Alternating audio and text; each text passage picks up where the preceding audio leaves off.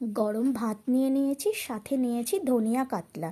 আজকে রবিবার আর মাংস বানাইনি, তো মাছ খাওয়ার ইচ্ছে হলো, ভাবলাম একটু অন্যরকম কিছু করি।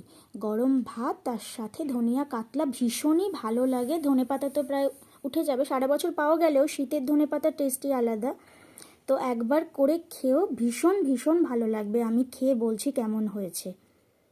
দুর্দান্ত হয়েছে, ভাতের সাথে এটা দারুণ। বেশ খানিকটা ধনেপাতা, টমেটো, কাঁচা লঙ্কা আর রসুন একসাথে ভালো করে পেস্ট করে নেব। 3 পিস মাছকে কড়া করে ভেজে নিলাম। এবার আমি এটাকে তুলে রাখবো।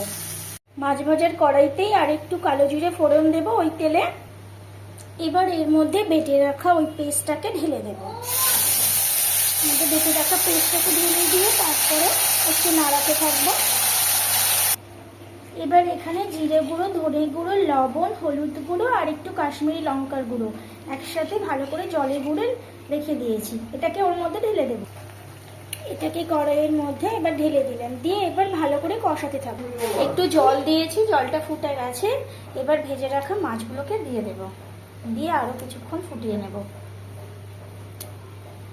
ব্যাস, আমার ধনিয়া কাতলা রেডি।